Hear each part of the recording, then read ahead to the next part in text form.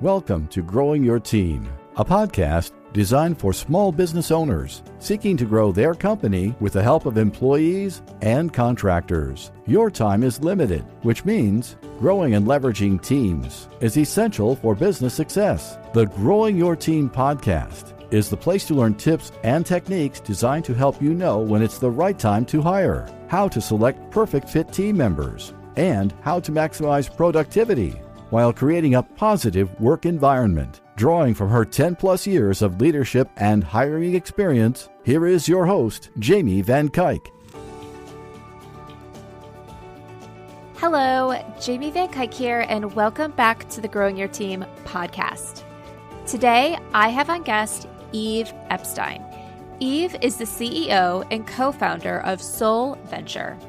SoleVenture is a single solution that automates business setup and compliance, benefits enrollment, tax estimation, and invoicing for new freelancers. Eve practiced labor and employment law at the U.S. Department of Labor and the National Treasury Employees Union in Washington, D.C., and served as in-house counsel in one of the largest privately held professional employer organizations. From her years of practicing labor and employment law, she saw that the workforce changed. By 2028, more than half of the U.S. workforce will be freelancing. She started SoleVenture to offer self-employed workers the financial security and benefits of traditional employment. In this conversation, Eve and I are talking about how you can grow your business by leveraging a team of solopreneurs instead of having to hire employees. Because while employees are great for some businesses, they might not be right for you and your business model. So how can you continue to grow without employees?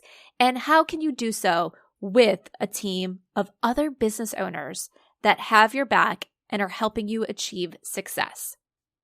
So let's jump into the conversation with Eve. Hi, Eve. Thank you so much for joining us on the Growing Your Team podcast. Yeah, thanks for having me. Can you kick us off with telling us a little bit about yourself and your business? Yeah, so my name is Eve Epstein. I am the CEO and co-founder of SoleVenture.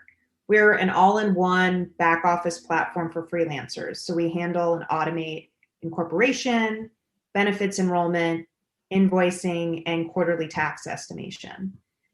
I spent about 10 years practicing labor and employment law and really started to specialize more and more on issues affecting independent contractors. So that was really the impetus for me founding my company.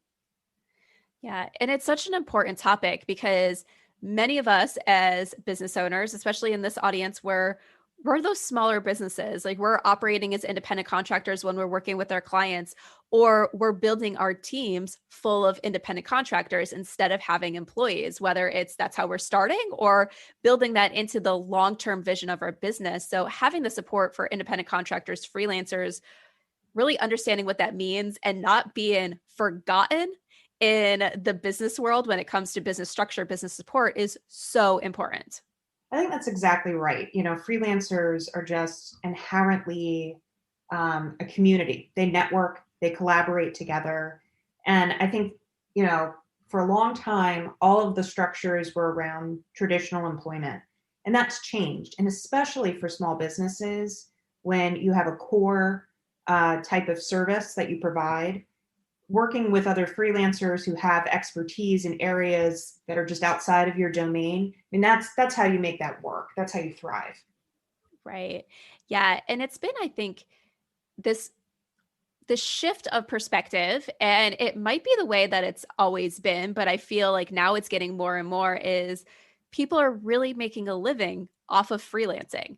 And, sometimes you think, and I think this is where things go wrong. And the bigger sense of business thought and business expertise, it's kind of like people view freelancers as this person doing this little side hustle, making a few dollars here or there while they're still working this corporate job. And yes, there's freelancers like that, but there's this whole community of freelancers as really stood out to people during the pandemic, that they're making a full-time living off of freelancing income and freelancing jobs, that they're building businesses around this. It's not just side hustle, job here, job there type thing. Right. Freelancer, I think part of the problem is it's almost a misnomer. Like no one knows how to define them. Like, are we talking about gig workers? Are we talking about independent workers, freelancers? I think the majority consider themselves self-employed, which is what a small business owner also thinks of themselves as. And that's right, that for those that are doing it full time, the median income is around $70,000 a year. So it's a sustainable career for a lot of folks. In fact, within the next couple of years, it's going to be more than half the US workforce. Wow. Wow. That's a great statistic. And which always goes to say, as small businesses, you're most likely going to be working with other small businesses that are in that bucket, in that freelancer bucket, to support your business. And that's going to be possibly the makeup of your team. Yeah, I think that's a way of, since this topic is really how do small businesses grow their teams? And I think it's a combination of, your core employees that are performing, whatever it is that your main business is providing. And the pandemic, I think, highlighted how many of us rely on freelancers. But when you think about if you need a web developer or a graphic designer for your logo, or an accountant or a bookkeeper, a content writer, a social media strategist, all of those things, if that's not within your domain, you can work with someone who's an expert. You can work with a consultant in that area, and it doesn't need to be an employee of yours. Right.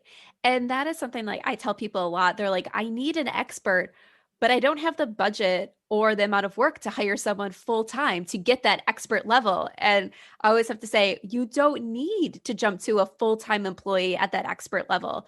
You can get that expert level knowledge in just that little chunk of time that you need for your business, whether that means a one off project or a continuing relationship, but at a few hours a week or a few hours a month.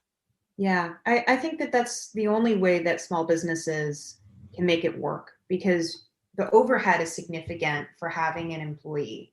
And if it's not something that's core to your business, it's something that's like supplementing it.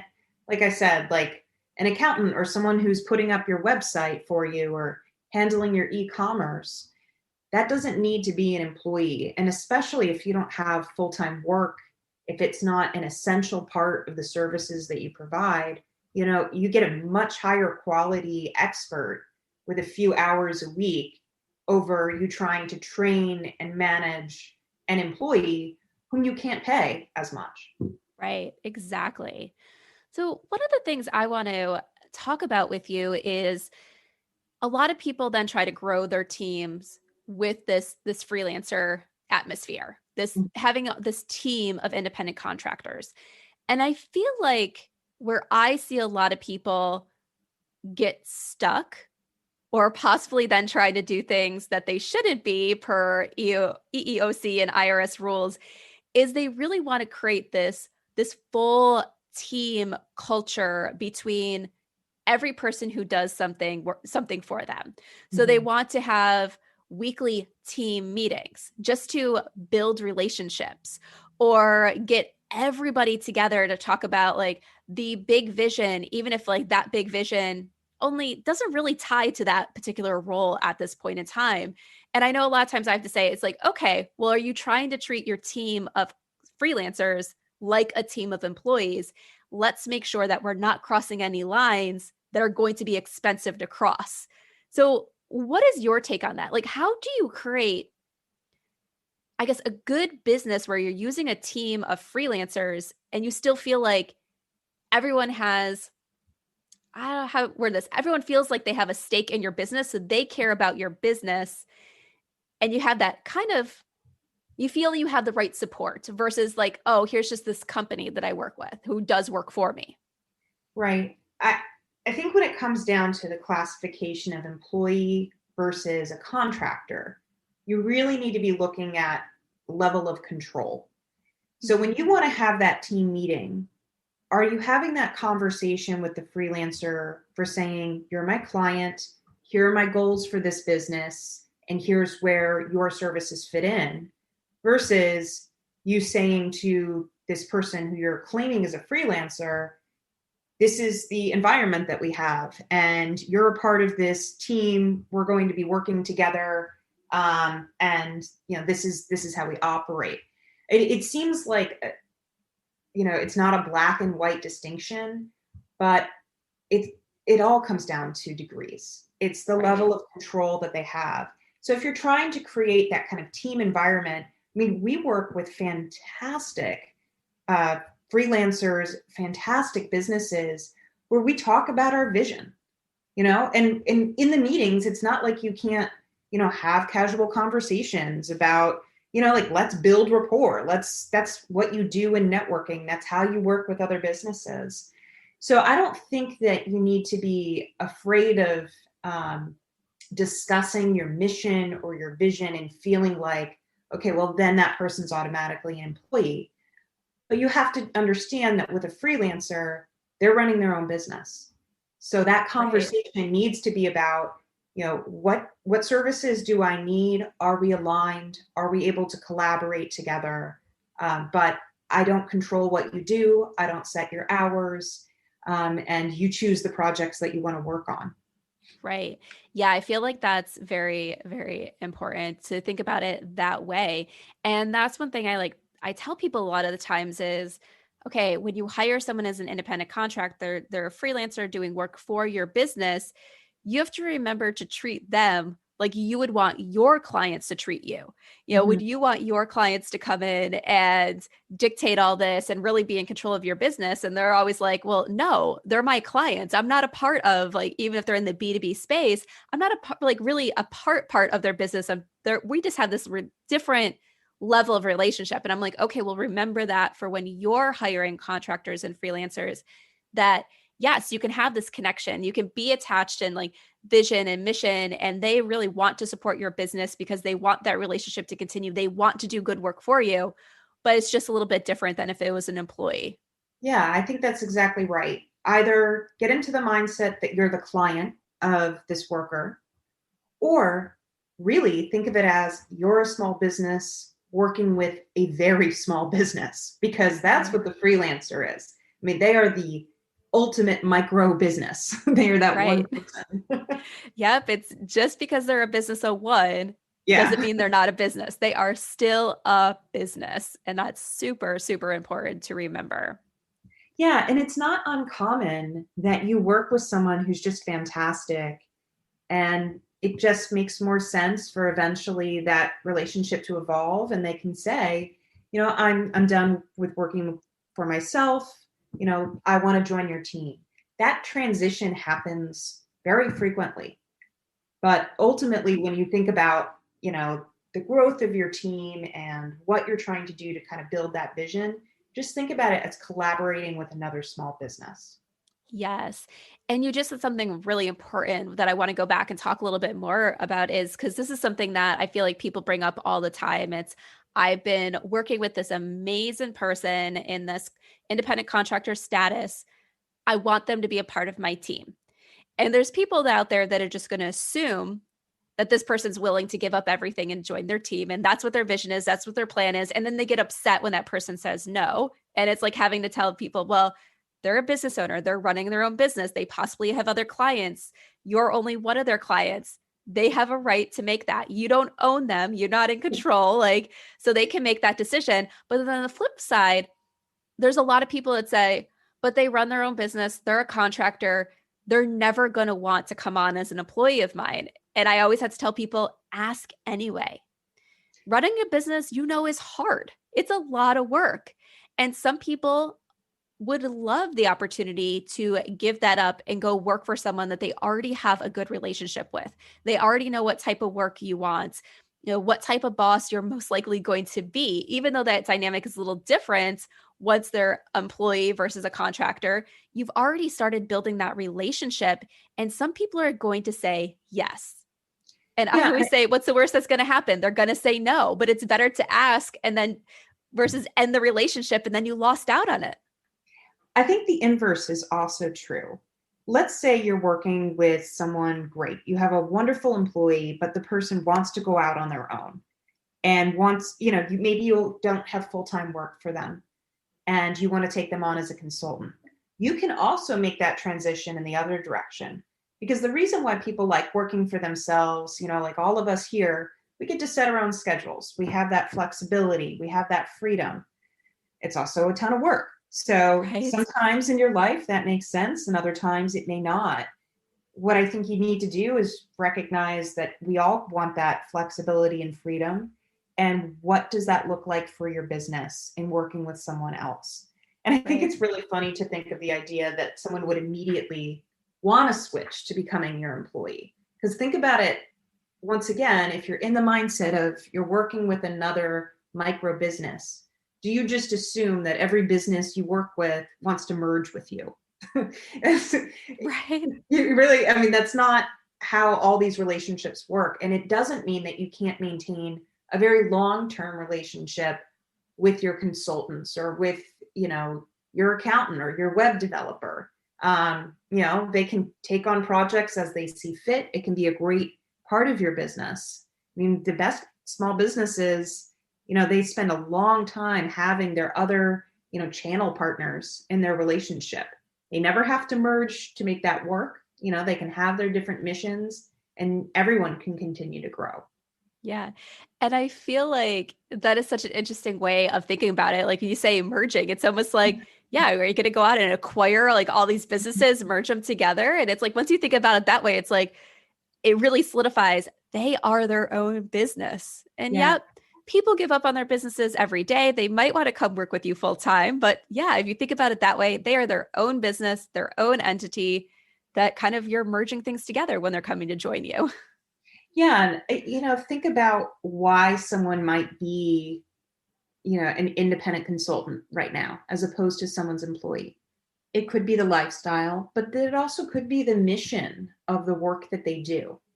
And even if your vision of your business is very similar, it might not be the same. So are you better off just collaborating together and, really utilizing everyone's best skills and greatest interests? Right. And it's interesting kind of like what you're saying is a lot of people like they run their own business for the flexibility. They don't really want the tie down like of a corporate job.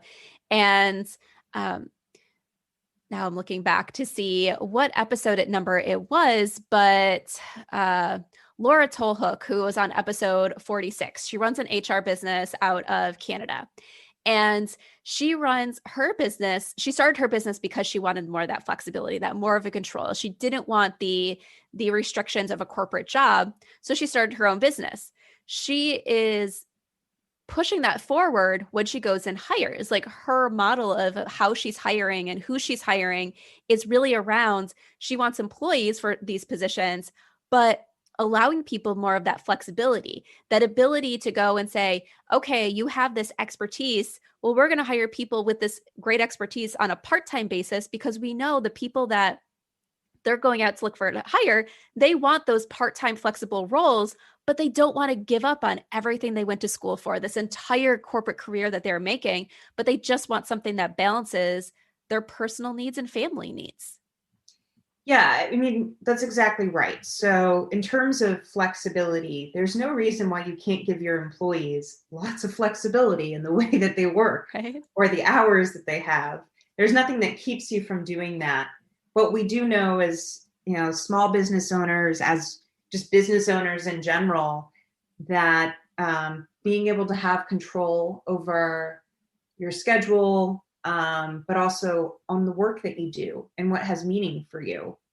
That's really what makes this whole thing beautiful, right? Like that's our passion, because we're the only people who will give up a 40-hour work week to work 100 hours for ourselves. right. Yeah, it takes a lot of time to start and run a business. And that it does. And when you think about flexibility, you don't exactly feel like it's flexible on a Saturday when you're the only one who can do the job.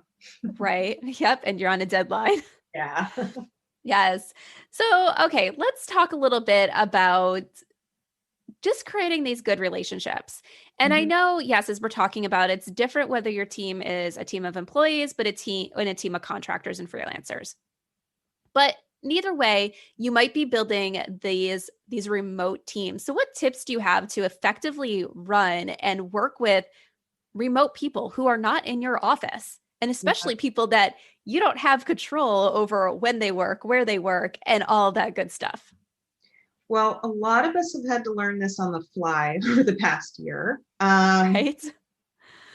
And what's great is our team internally has been remote from the outset. That gave us the opportunity to work with engineers all over the world. That's fantastic for us. That gives us that freedom, but it also requires a lot of communication.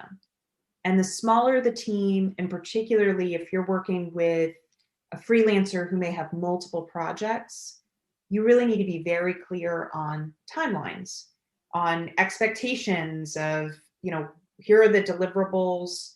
This is when I expect to see it. This is what it should look like. I mean, it all comes down, in my mind, to very clear communication. I also think check-ins are great.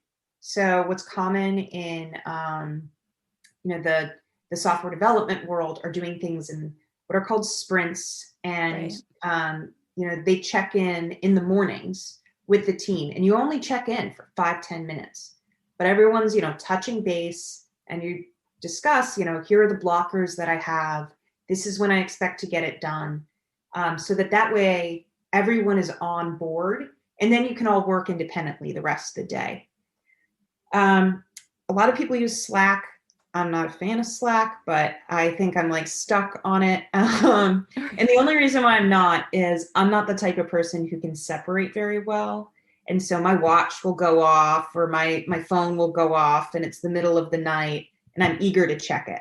If you Right. are really good at that like asynchronous conversation, then I think it's perfect for you. And it's a great way of like tracking for a team. But I think whatever you use, there are just so many different like project management communication tools out at the moment.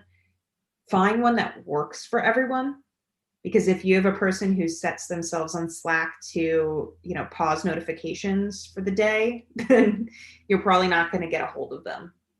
uh, Right. but yeah, I mean, so then it all comes down once again to just like really clear communication. Yeah. And I think some of those things, it's good for employees or any team member to be able to say, okay, I need time to focus. I need to turn off this set of notifications.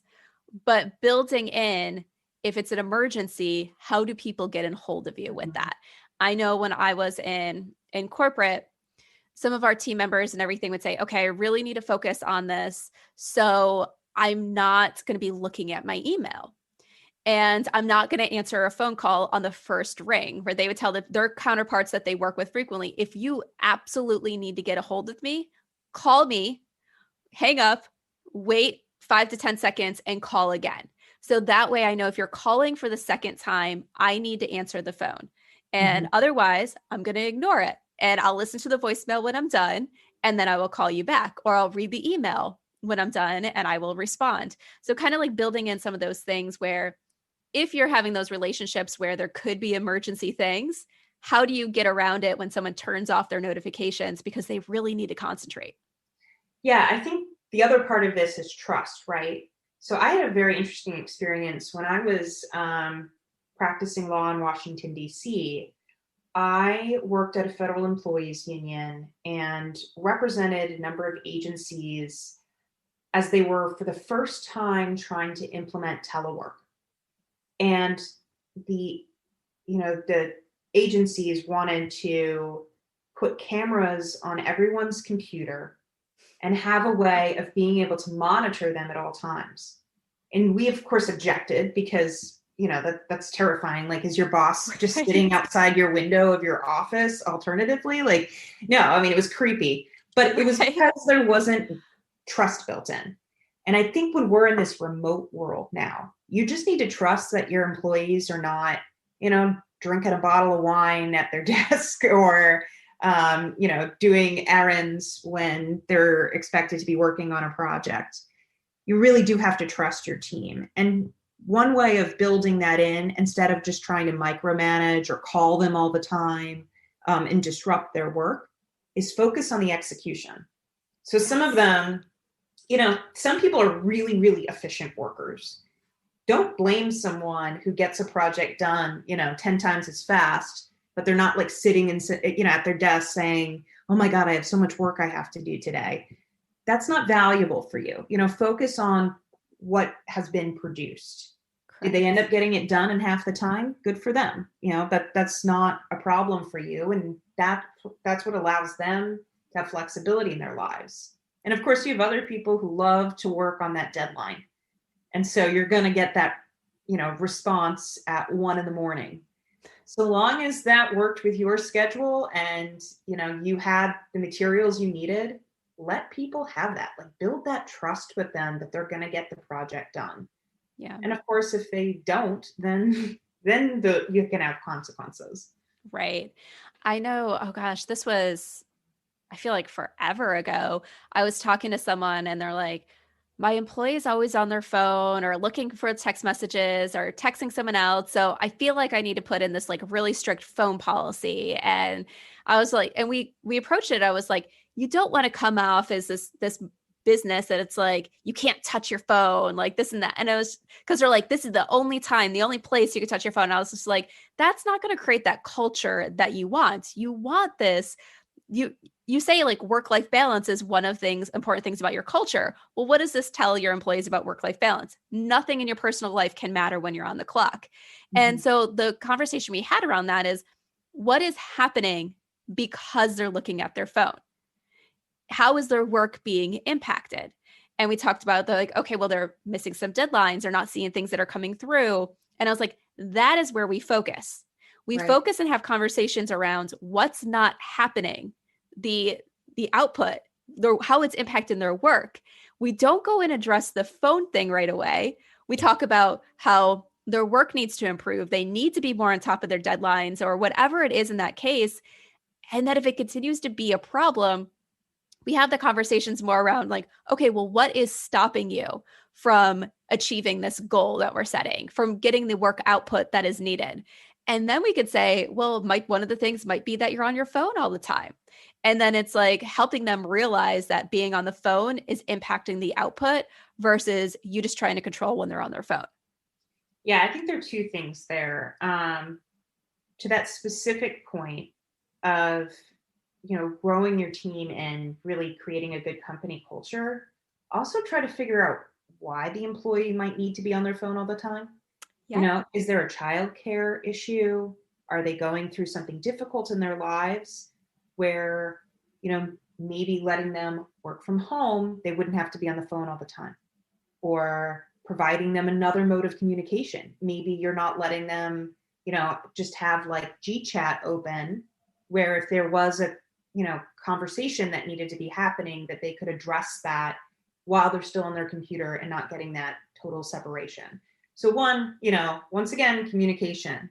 But the other big part of being a small business owner is we juggle so many different things.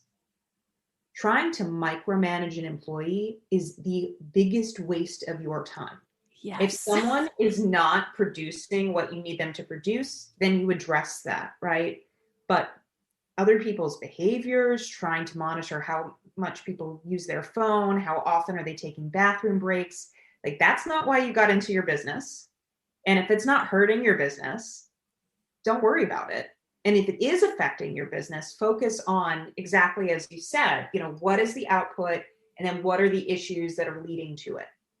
And how can you, as a leader, demonstrate the type of behaviors and, acknowledging that these are people, what can you do to create an environment where the employee can come forward and explain why they're missing deadlines? Maybe you gave them too much work on top of the fact that they just play on their phone all the time. Or maybe they can't do the job. There's a lot, not everyone is up to a task. And so, just dig in a little bit deeper on some of those underlying issues and focus on what you need for your business. But absolutely do not get into the realm of micromanaging. It is tedious and makes everyone miserable.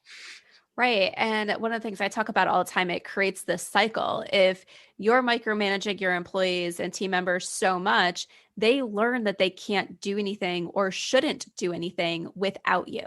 So then Yeah. they wait for your direction, for you to hold their hand to the next step.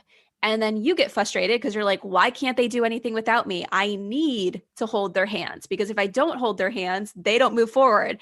And you create this cycle of they won't move forward without you, and and everything. And it's both sides are frustrated and neither Yeah. side likes it. Neither side enjoys micromanaging.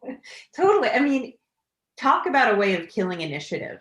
If someone thinks that they can't check their phone at periods of time, or that you're going to be overlooking their emails for, grammatical errors, then they're not going to try to take some control and ownership in your business. Instead, they're going to see themselves as subservient. And that's not a good environment for anyone. They're going to get more frustrated.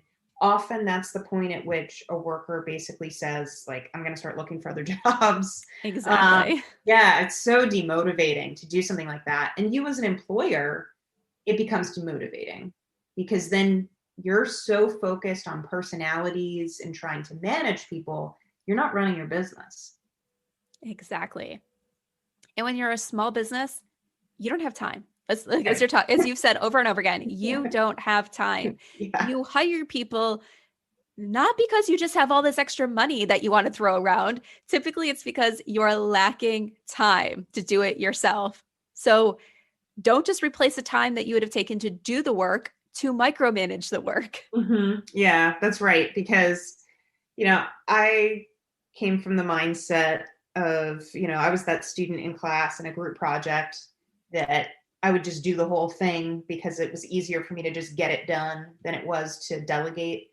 That was a bad lesson to have learned at a young age, and something I try to undo all the time, where, you really have to trust your team and be able to delegate tasks. And if someone isn't up to it, then they're not a good employee. And then you can move on from that engagement. Yep. But for sure, spending your time, spending your resources delegating something and then trying to make sure it's done exactly the way you want it to be done, and not giving that freedom or that ability for the worker to accomplish something, that's hurting everyone. And really, Right. that's not going to advance you at all. Right. All right. So I want to completely switch subjects for a little bit, but before we run out of time, I have something that I want to ask you about. Uh-huh. So with your company, you have an app. So obviously when apps and stuff are being created, sometimes they're very time intensive up front, and then sometimes they can become less time intensive depending on the updates and everything that you're putting out. When you created your team to develop that app, did you have a different team that was your launch team to get it up and running versus now to continue maintaining and improving the app? That's a great question. So I am not an engineer by training. So I coded the initial prototype, but I was not going to be the engineer for this. So in building and developing the app, we did largely use an outsourced team, in addition to some internal resources. As we headed towards the launch, we brought in more people internally as opposed to just using outside developers. And the reason for that is, once you have the product done, it's never done. It's just launched. So you're constantly having to iterate. Once you have real live users, you have to make all these little tiny adjustments, sometimes major adjustments. We started mobile. We're eventually going to be on the web, and we do features currently on the web. So that's required to do more internal resources there. So that was a shift for us. We were largely using contractors. Internally, we used a mix of contractors and employees, and then gradually have moved more towards internal employees. Right. And you said that you developed the initial prototype, so you actually got experience with the code hands-on? Yeah, very. So to the extent that I love to dive into something and understand what I don't understand, that's accurate. But I don't want to give anyone the impression that I suddenly I learned how to become like a full stack engineer. Instead, I coded it in like PHP and had a good amount of help from others to even understand what I was doing. But it gave me a picture of what I really didn't know. Right. And that maybe being a philosophy major in college didn't help me. Right. I don't know if we talked about this when we first met, but when I left my corporate job, it was because my husband and I were starting a software development company. So I spent 6 months teaching myself how to code. Yeah. And then realized I hated it and there was no way I was making a business around it. So Well, it was really, interesting. Yeah. I mean, it certainly hats off to folks who can dive in and really become experts. What I do love is that there are a lot of things that are low code now, is what they call it. And so that's stuff on our website that I can manage myself. It's like a much easier to use database. And I think that as small business owners, like we said about delegating tasks at certain times, that makes sense. Other times it might be easier for you at least to have enough information to be dangerous, so that if something happens, you're not totally dependent on someone else.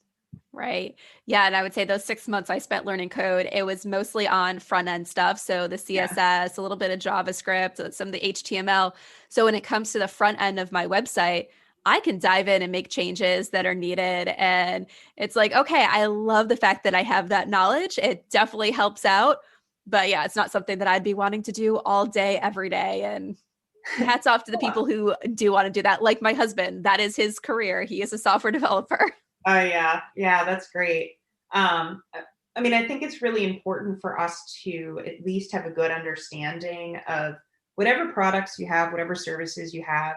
Even if you aren't the one making them, you should know how things work, right? Yep. Because then you're able to work with your team and really understand what it takes to make the thing that you want to have happen. You don't expect a business owner to be able to do every single job of every single worker there. Exactly. But you do want to be able to know enough so that you can fire yourself at some point and recognize when it's a good hire, or when you needed to take in a good consultant because you either didn't want to do the task or you weren't up to it. Yeah. That is so important. Like you need to know enough. So if you know if someone is doing a good job and doing what you hired them to do, like that doesn't mean you need to know how to do everything yourself, especially at the level that is needed and for your company to succeed in that area. But yes, you do need to know what is going on. And I feel like for a really good example of that, like one of the companies that my husband worked for, they were always used to like outsourcing their IT, and they decided to bring on their own IT department. Mm-hmm. And there was always the owner of the company didn't actually understand the development process or how much time it actually takes to develop stuff.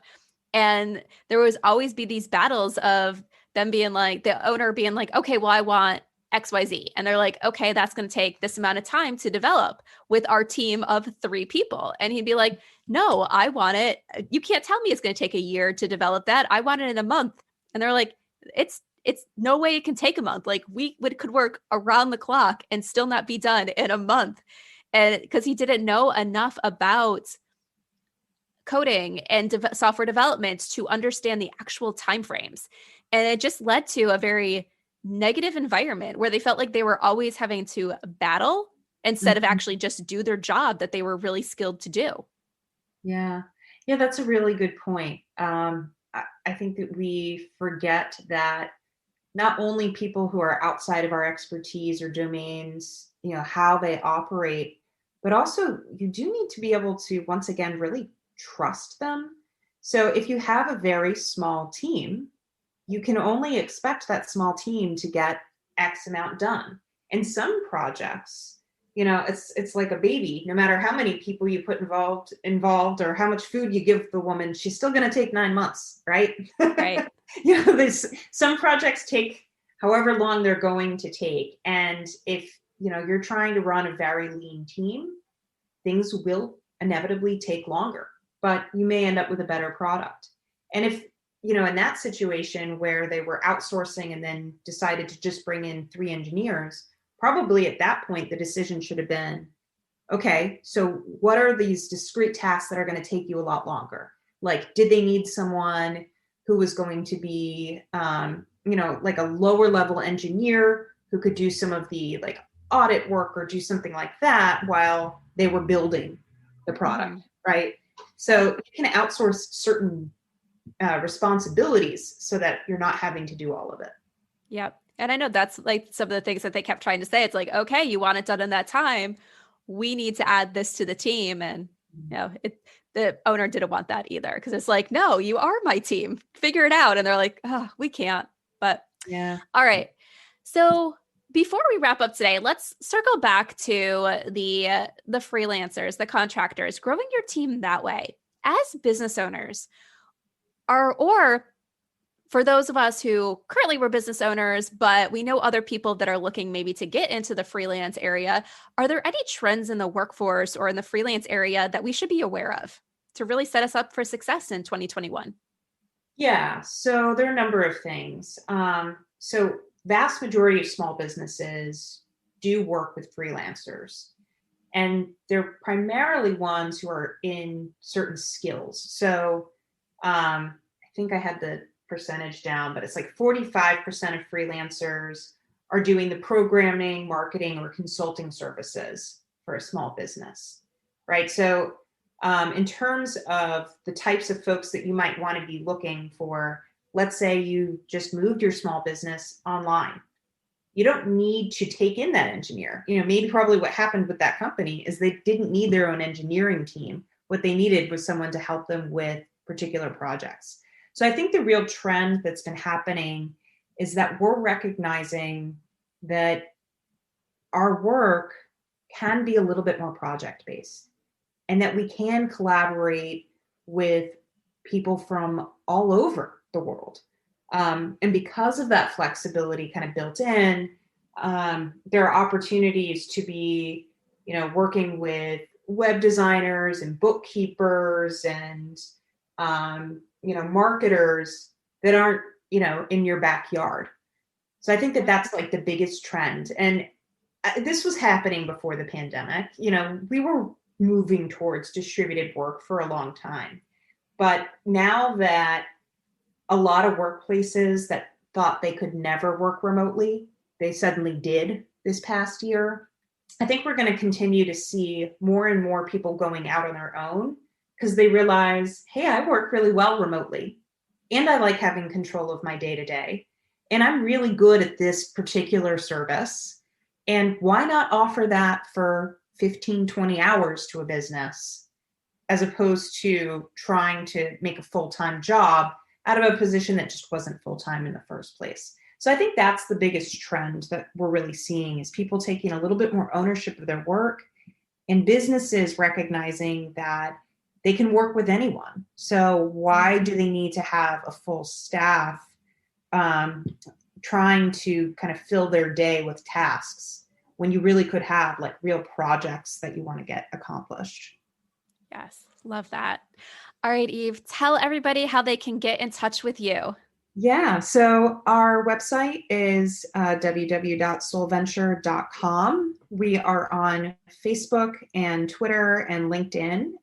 You can also follow me on Twitter. I think I personally tweet more than our SoleVenture account does. So I'm Eve E. Epstein on Twitter.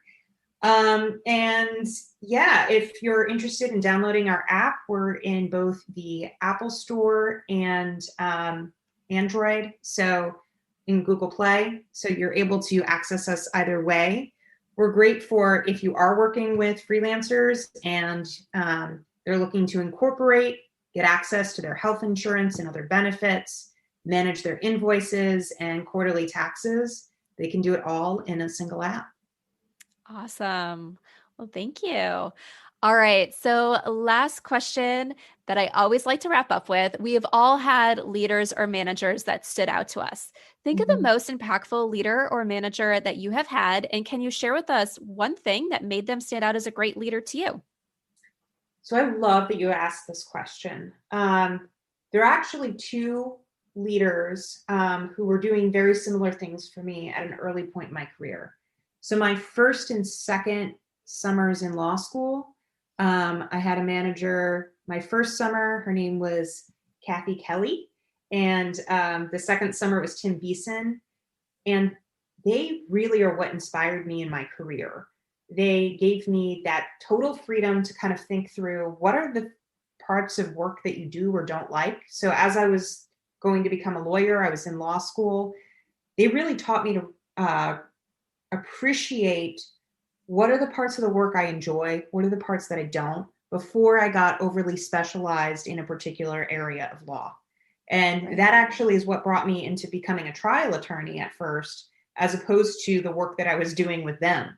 They were the ones who actually encouraged me to explore other areas of law, what I liked about working with clients, what I liked about not doing billable hours. So they were really inspiring in that way of giving me that freedom to explore. And that's what I do now when I work with any new employee or an intern in particular.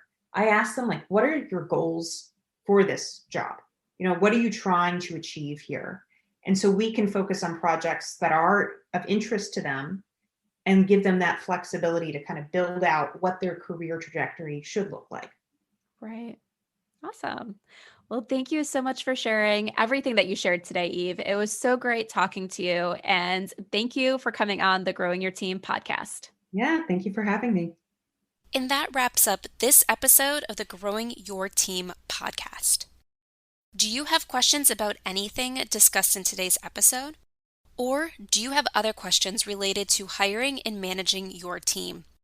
Then I invite you to join us over in the Growing Your Team Facebook community. The group is designed to provide you support as you grow and manage the team who will save you time and earn both you and your business more. So come on over and join us in the Growing Your Team Facebook group, and let's grow you the team that you need and deserve. Thank you for joining us for this episode of Growing Your Team with your host, Jamie Van Kuyk. Be sure to subscribe and head on over to growingyourteam.com to connect, access the show notes, and discover more ways to hire and leverage your perfect fit team.